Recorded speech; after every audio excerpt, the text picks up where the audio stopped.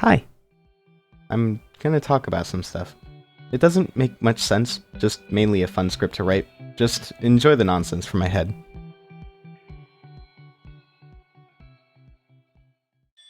If the world were a canvas, I feel like I would be a color on the palette, mixed into swirls of shades freshly spread on the parchment. Splotches of deep green are smeared upon a blue sphere, save for the arctic whites drawn on the poles.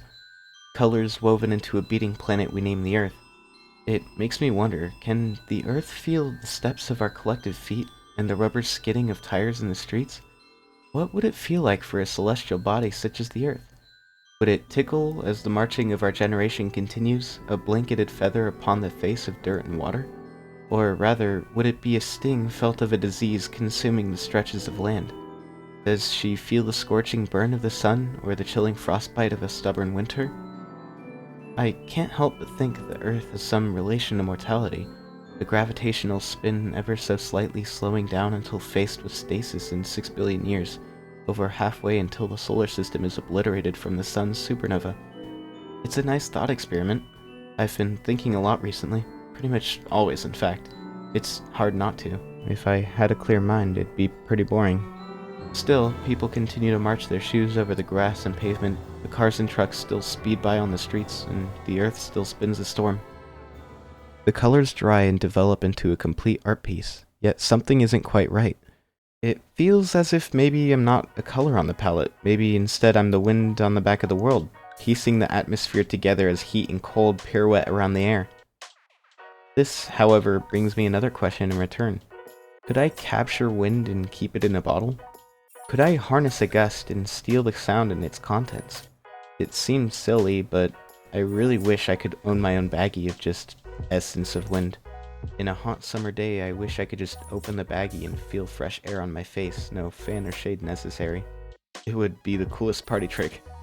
Yet, wind's expiry date is instantaneous, freshest from direct sources, and there is no bag I could use to manipulate the atmosphere in such ways.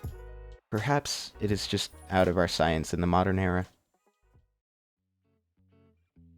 In this fashion, I can't help but feel distance from this as well. The pieces aren't entirely fitting correctly. Instead, perhaps I fit better as a shining light juxtaposed by the shadows in the dark, or a twilight energy connected and powered by luminosity, opposite energies in yin-yang. Yes, the two sides of a coin that create vision and depth in the worldview we absorb. As it is, it makes me wonder if the relationship between the two is a conscious symbiosis. We can have darkness without light, so I wonder if dark feeds on the light similar to a parasite. Maybe instead brightness takes advantage of darkness to embolden itself, creating a more appealing view in the eyes of living, breathing creatures. If I could interview these effects in the universe, I feel every answer would be incredibly intriguing, from the gears in the machine of existence. This on its own makes me feel separate from such a concept. I find myself once again distanced from everything that makes up our life as simple sentient people roaming a life-rich planet.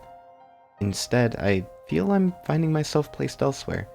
I'm not part of the colors or the winds or the lighting. Rather, I feel I'm the whispers heard around the complete art piece.